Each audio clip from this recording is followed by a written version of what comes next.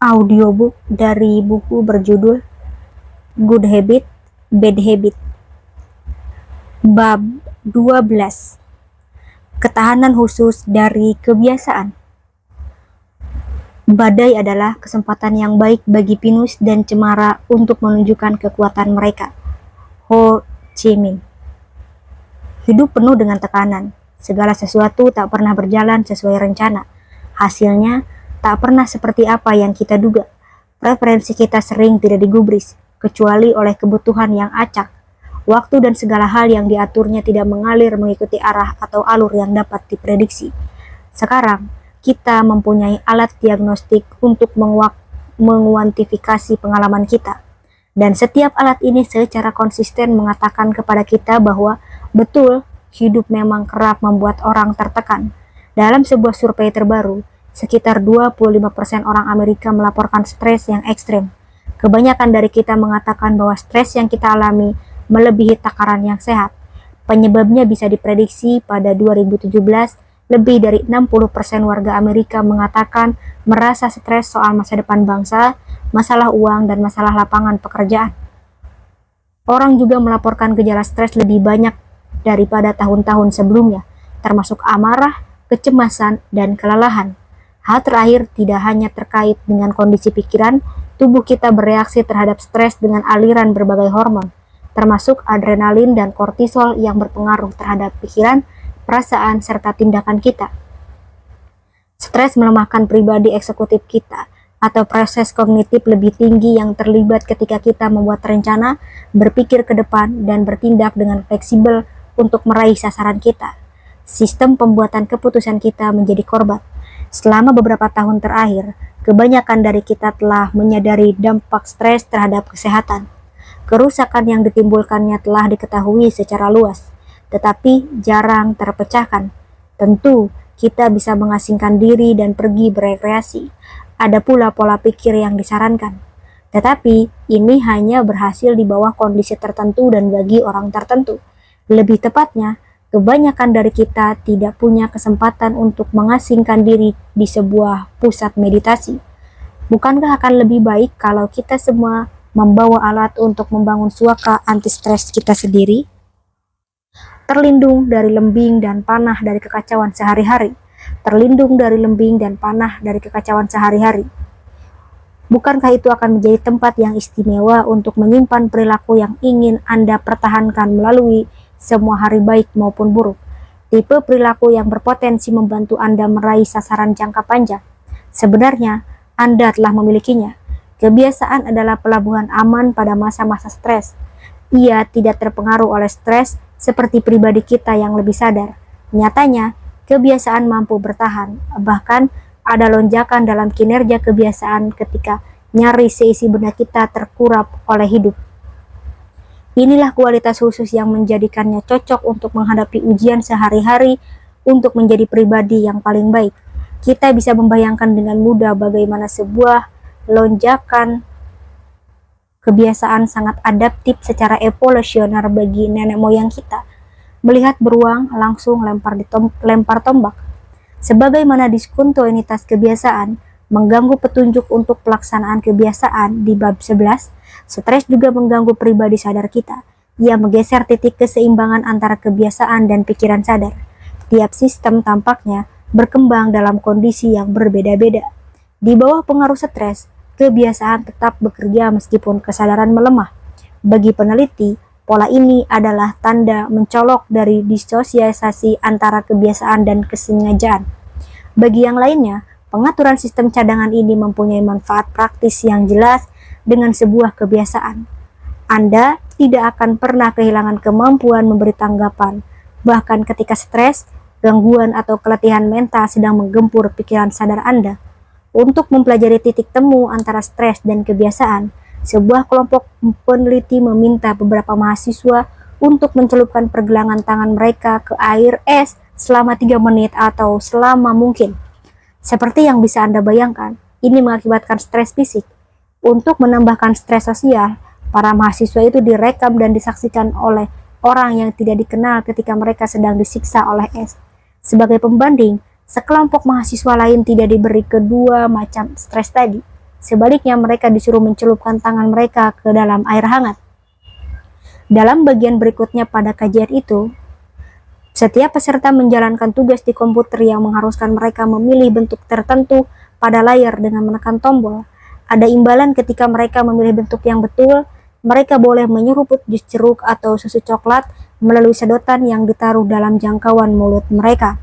Agar tidak lazim, tetapi itulah bentuk imbalan yang mudah membentuk kebiasaan. Ketika mereka memilih bentuk yang salah, mahasiswa bisa diberi teh rasa mentol yang tidak enak atau tidak mendapatkan apapun. Dengan tugas sederhana ini, setiap peserta belajar untuk memilih bentuk yang menghasilkan imbalan. Stres yang pernah dialami tidak menjadi penghalang bagi proses pembentukan kebiasaan. Setelah para mahasiswa itu membuat 50 pilihan, tugas diubah dan imbalan dihentikan. Pilihan yang mereka ambil tidak penting lagi. Mahasiswa yang telah tidak diberi stres berlebihan menjalankan tugas ini sesudah 5 kali mencoba. Betul, mereka pada awalnya bertindak karena kebiasaan, tetapi sesudah mengambil beberapa pilihan yang tidak menghasilkan imbalan, mereka mulai mengerti dan mengubah perilaku mereka. Para partisipan mulai berpikir, barangkali kalau mereka memilih bentuk yang lain, hadiah akan diberikan lagi. Mereka pun siap untuk percobaan berikutnya. Mereka berhenti memberikan tanggapan yang sudah menjadi kebiasaan dan mulai bereksplorasi. Dengan sengaja, mereka memilih bentuk yang berbeda dengan harapan menemukan bentuk baru yang akan memberi mereka imbalan. Singkat kata, mereka beradaptasi terhadap kondisi baru dan memikirkan cara untuk mengulang pengalaman yang menghasilkan imbalan. Akan tetapi, para mahasiswa yang diberi stres ternyata bertahan dengan kebiasaan lama.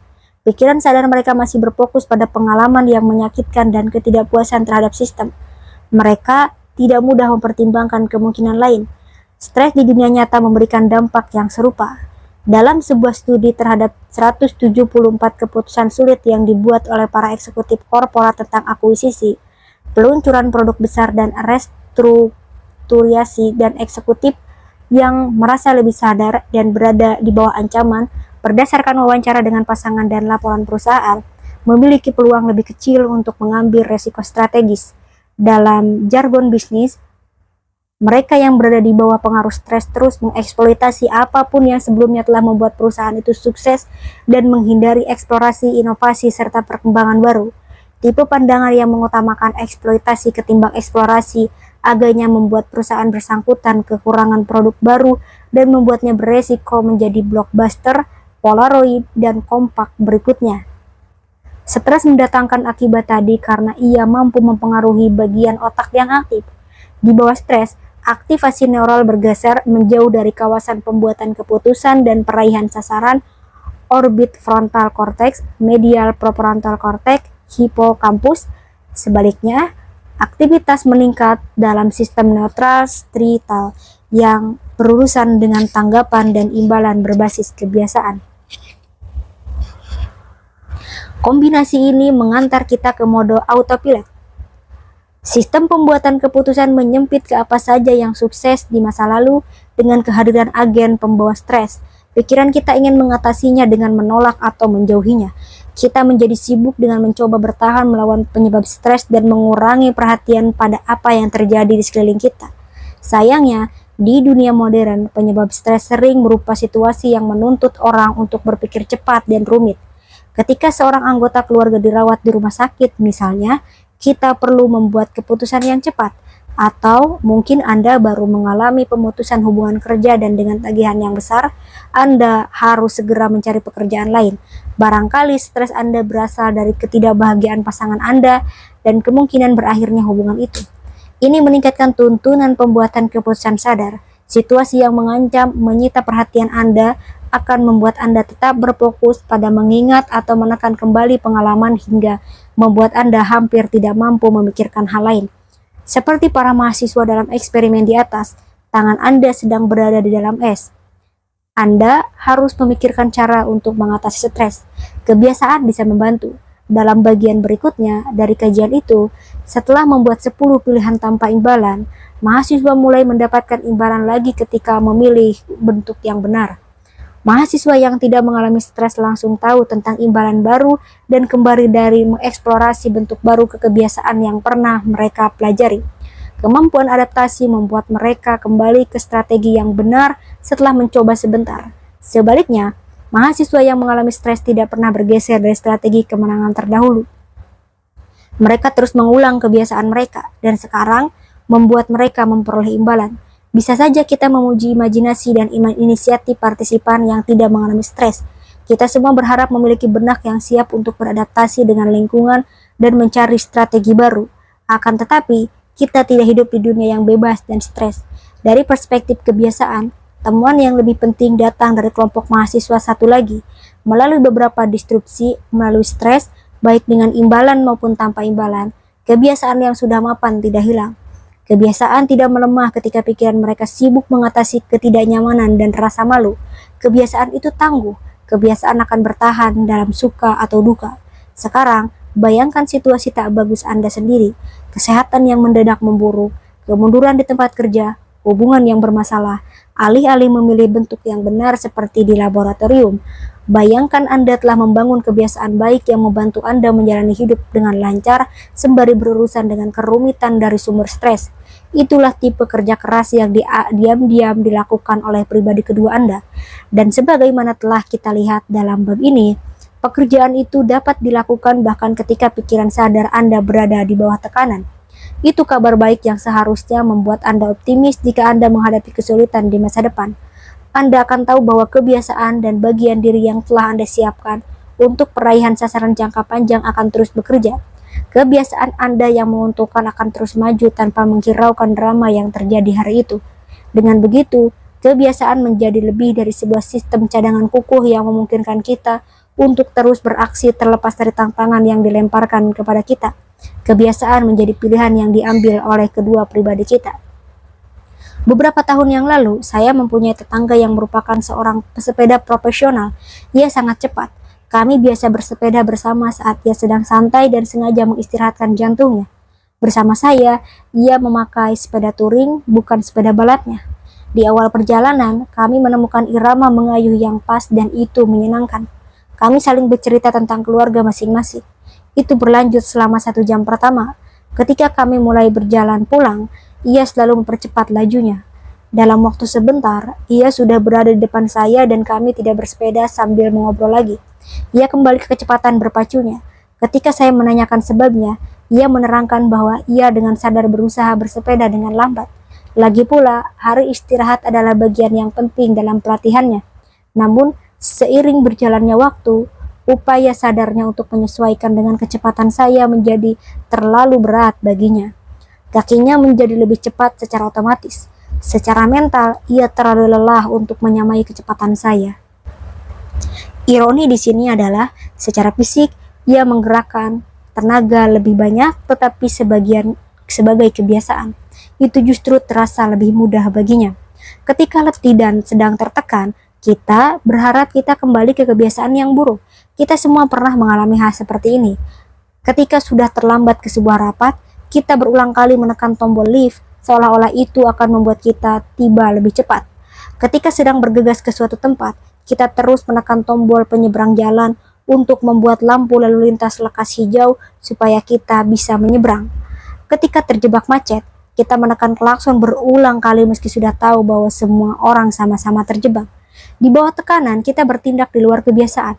Namun dalam kenyataan, kita beraksi sesuai kebiasaan, baik perilaku itu bermanfaat, merugikan, atau tidak berdampak apapun.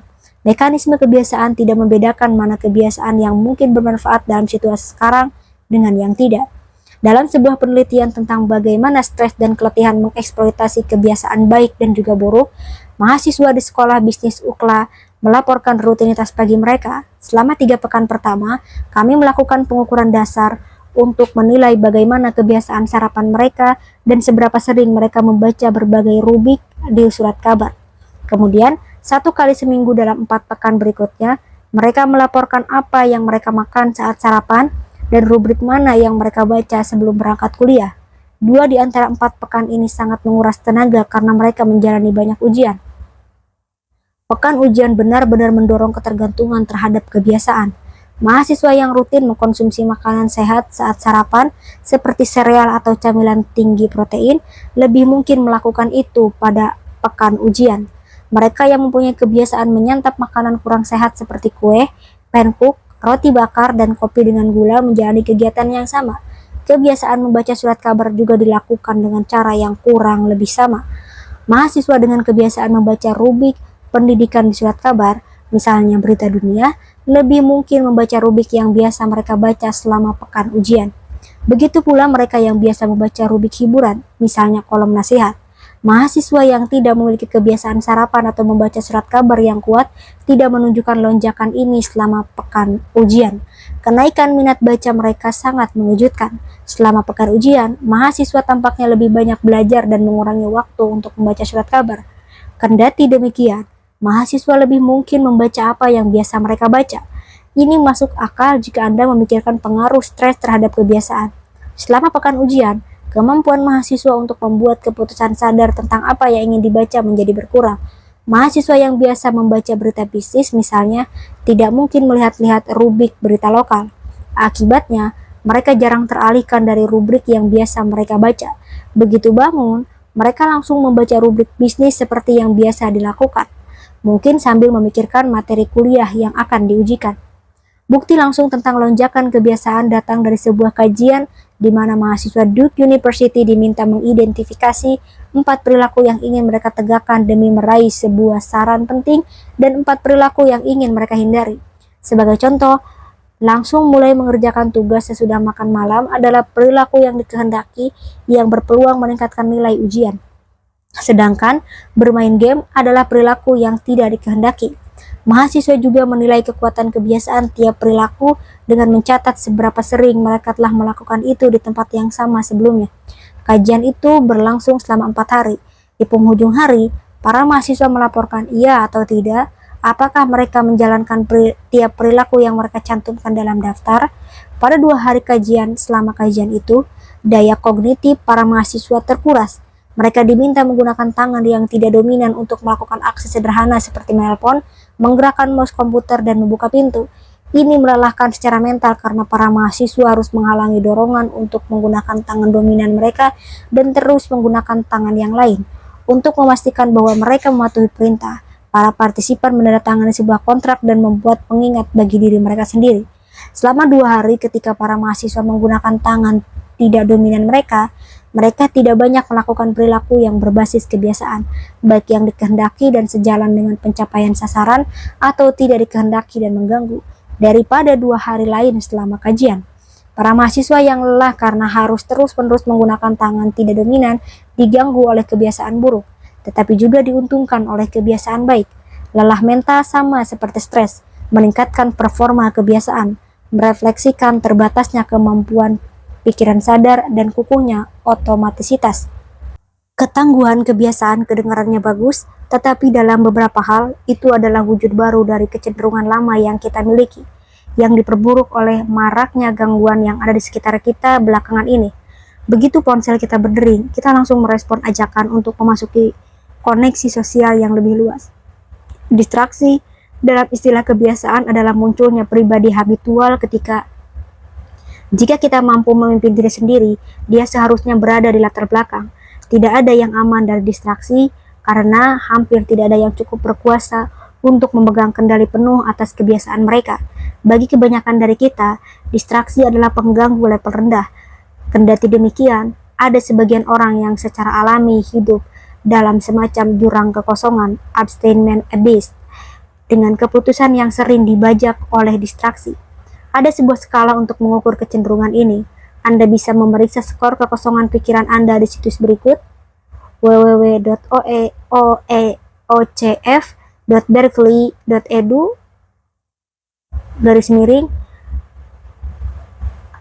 susah. Jika Anda menjawab sering sekali untuk banyak hal di situ, mungkin Anda termasuk tipe orang yang sering memikirkan hal yang tidak sedang Anda kerjakan. Dalam kehidupan sehari-hari, distraksi biasanya hanya membuat kita tidak nyaman. Kita baru naik ke dalam mobil untuk pergi ke toko, namun notifikasi pesan singkat pada ponsel membuat perhatian kita teralihkan, dan secara otomatis kita mengarahkan mobil ke jalan raya menuju tempat kerja.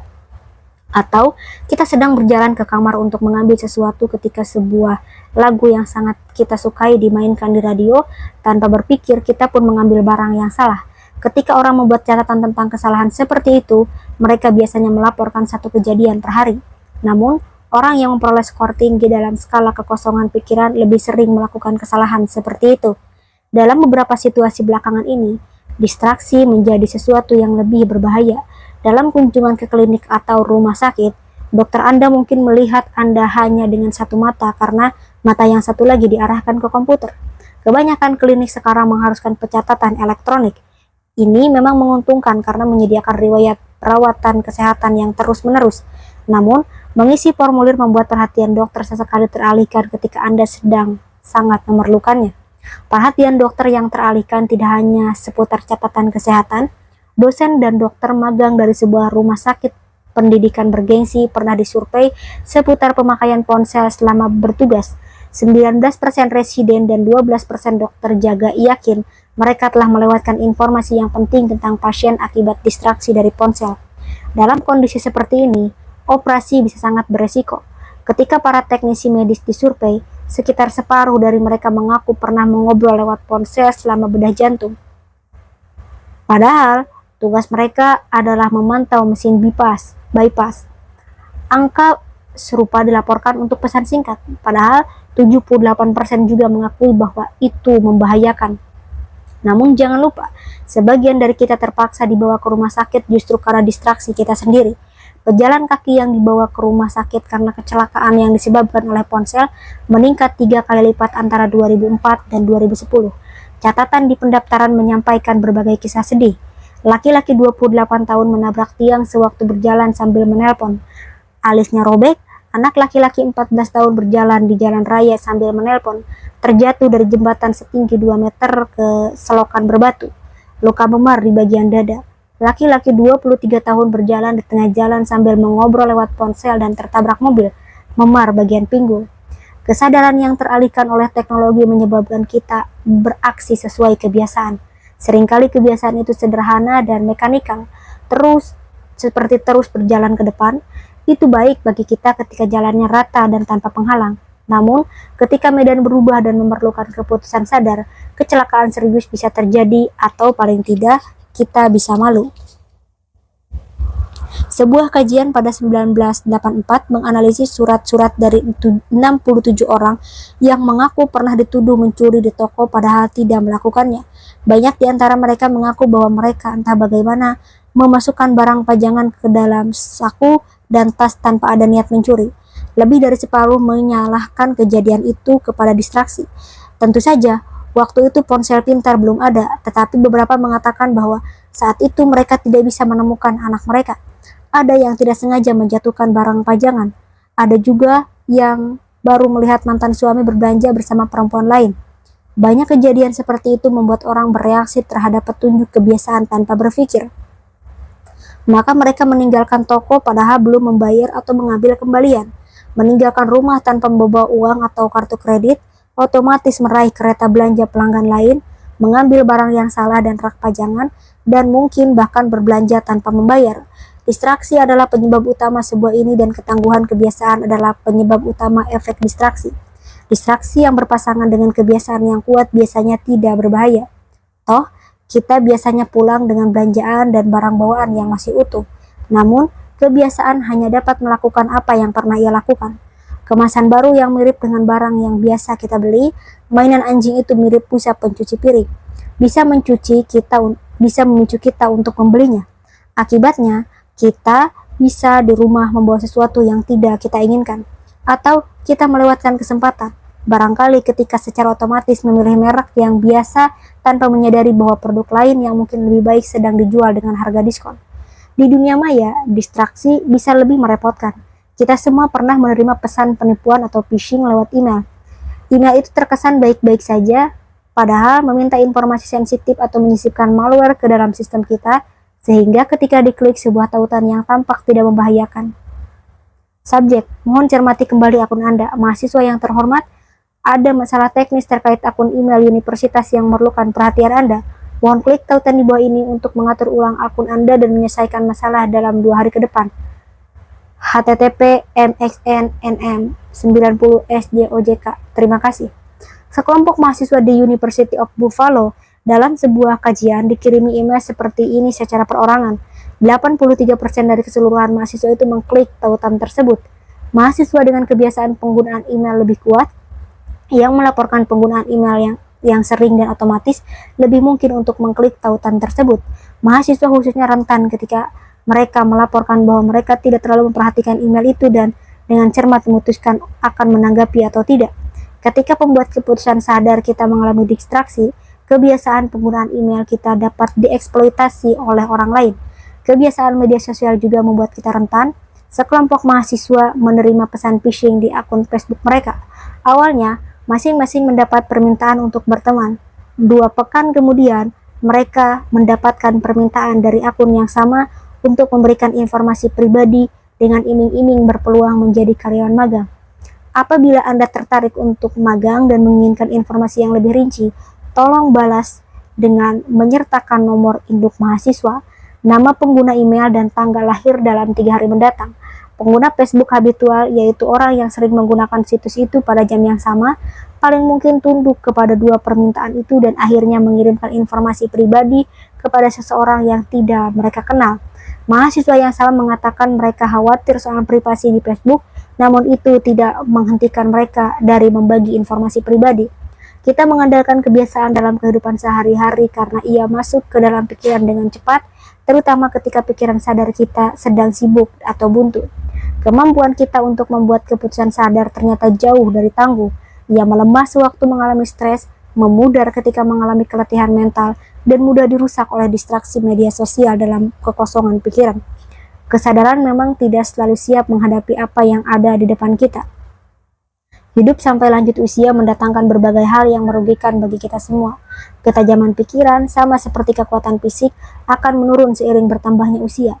Otak kita menunjukkan tanda-tanda dari hal yang tak terhindarkan ini, termasuk penyusutan organ tubuh kita. Kemampuan kita untuk bernavigasi dengan luwes juga terpengaruh. Sebuah kajian membandingkan kemampuan anak muda usia rata-rata 22 tahun dengan orang lanjut usia rata-rata 69 tahun dalam menemukan jalan di sebuah lingkungan realitas virtual. Setiap partisipan diminta mengambil rute sependek mungkin. Mereka berlatih menjalani rute dengan cara tertentu sampai mampu mengikutinya dengan lancar. Kemudian ada jalan pintas yang dibuka. Sekitar 90% dari partisipan muda mengambil jalan pintas saat sudah tersedia. Partisipan lanjut usia hanya 20%. Partisipan lanjut usia agaknya kurang luas dalam berpikir. Mereka tidak memiliki keterampilan untuk menerima dengan cepat bahwa sebuah jalan pintas akan membawa mereka ke tujuan dengan lebih cepat. Mereka enggan membuat keputusan baru ketika proses sudah berjalan. Penurunan ketajaman mental adalah hal alami dalam proses penuaan. Ketika menua, terkadang kita menjadi bingung.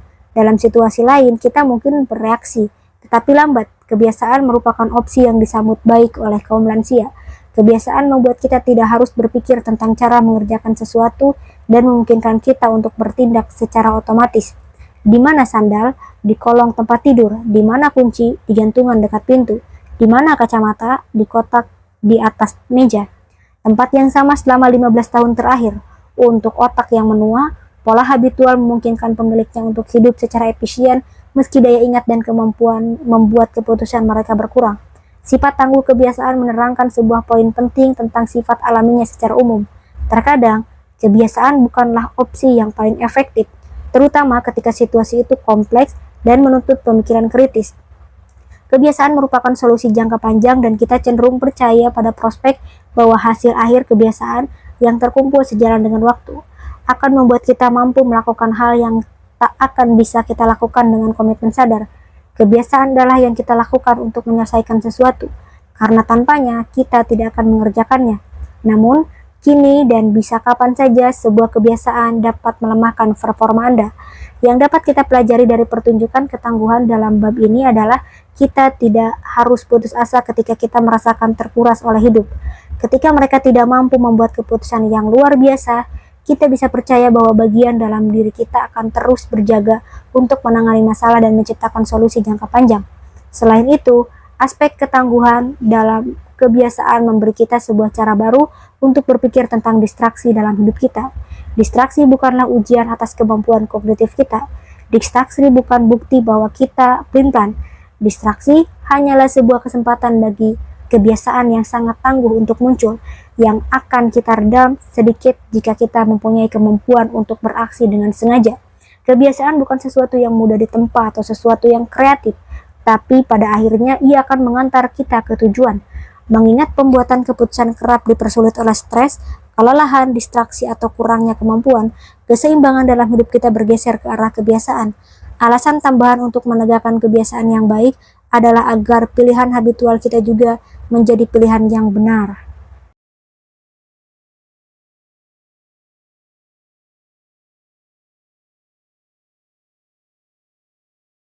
Terima kasih sudah mendengarkan rekaman buku kali ini sampai akhir. Jangan lupa support saya dengan cara subscribe atau traktir di link yang ada di deskripsi. Silahkan komen di kolom komentar buku apa yang ingin kalian dengarkan.